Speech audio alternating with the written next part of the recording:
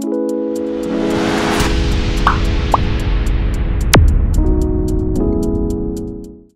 guys, what is up? My name is Gian and welcome to FPL Tribe. In this video, we're going to talk about the best 4.5 million budget defenders. In my opinion, the best value for money in the game. If you look at midfielders around the 4.5 million, there's not really a lot of guys that's attacking that will score you those goals, that will get the assists. Most of them are center defensive mids, and in Fantasy League, it's not what you're looking for. You want players that will score goals, get assists. So that's why the 4.5 million budget defenders is the best value for money, because they might not get the attacking, the goals and the assists, but what they will get is the odd clean sheet, and that will bring in the points for you. So for me, the best value you can get. So we're looking at the best 4.5 budget enablers to leave on your bench or to fill up that last defender spot. If you enjoy the video, please give me a like, give it a subscribe, and follow me through this journey as we go on into the next FPL season. The first player I want to talk about is WESLEY FOFANA. For me, at 4.5 million, I think he's underpriced, but there is also a reason for that. I think he's nailed on to start in a Leicester defense that will be fighting for a top 6 position again. As you guys can see, 0 goals, 1 assist in the whole season of last year.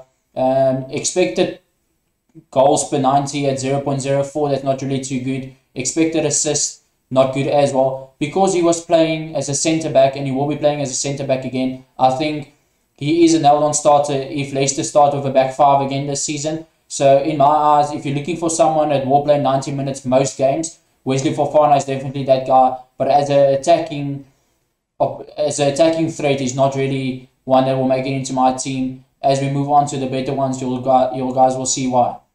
The second guy on the list, LOWTON from Burnley. Again, a 4.5 million defender, you shouldn't expect too much. As you guys can see the numbers, 1 goal, 1 assist. I think he started almost every game, so not too much attacking returns. But he's playing in a Burnley defense that is really solid. Under Sean Dyche, I think they will get back to a better defensive form, not the form that they showed last year. So a good option. Having a really good cross on him from deep. And Burnley playing with two strikers most of the time, big strikers that are good headers, good in the air. LOWTON might get an odd assist from those crosses that he puts in. But as you guys can see, expected goals of 0.03, so not really expecting too much of him. Expected assist per 90, 0.11. That's not too bad, but Burnley hasn't got the quality strikers. They're good in the air, but they won't finish off all the chances. So that's why he won't give you so much attacking returns. So for me, not really an option as well, but we'll see who the next guy is. The third defender I want to talk about is Luke Ayling. Playing in a very, very attacking Leeds sides that there's always goals involved when they play.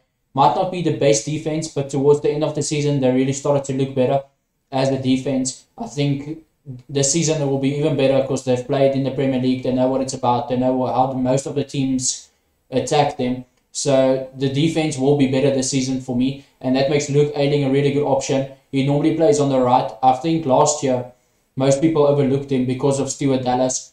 There was no other option than taking Stuart Dallas because he was playing in midfield. He was the guy that was attacking. I think this year, Stuart Dallas classified as a midfielder, and he will be back in defense according to me.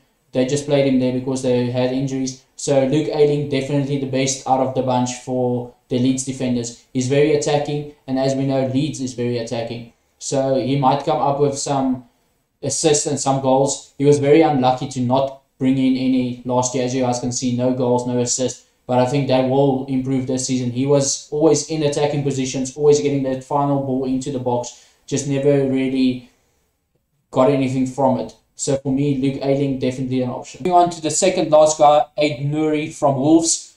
Sorry if I mispronounced that name. But as you guys can see, 4.5 million defender for Wolves. For me, one of the most exciting, if not the most exciting options out of all of them.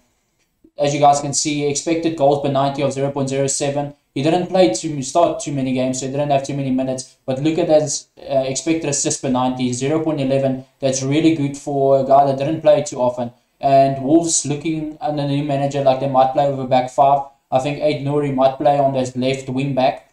So a really good option. This season, I expect a lot more of him. I think he is not nailed on, but he will start under the new manager. And with him being very attacking, sometimes even taking shots from inside the box, this is definitely, if you're looking for a differential 4.5 million and not the obvious one that everyone will be taking, the guy that I will be mentioning next. 3.46 points per match. Like I said, he didn't play too much, so I expect that to be even higher. As we know, Wolves is also a quality defense. They didn't have the best of seasons last year, but I expect him to be back to that hard grinding defense. And if you can find someone that will get you clean sheets and is a defender that ends up in the box on most attacks, NOURI is definitely that guy, and that's why I'll be considering him.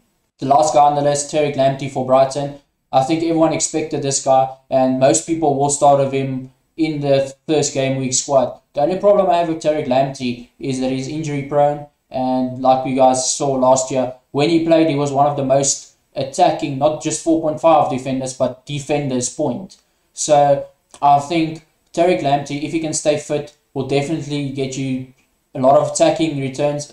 As you guys can see, 1 goal and 3 assists. That was in 6 games, if I'm correct, for last season. So probably one of the most exciting wingers if he plays. And I'm saying winger because he plays in a back 5 for Brighton. So he is classified for me as a winger and not a wing back. Because if you watch his games, he ends up in the box. He gets that final pass into the box for the strikers. So I'll say if he can stay fit, and we'll need to see what he looks like in preseason, he's definitely one of them that I'll go for. There you go, guys. This will be my 4.5 budget option that I will be considering. I think every team needs a 4.5 budget enabler. If you want to go with a midfielder, like I said at the start, I think the defense just offers you so much more and brings more value than a 4.5 midfielder or 4.5 defender. So this is what I'll be going for. If you guys liked what you saw in this video, give me a like, give me a subscribe. There will be more content coming. So looking forward to hearing from you guys, and see you in the next video. Cheers, guys.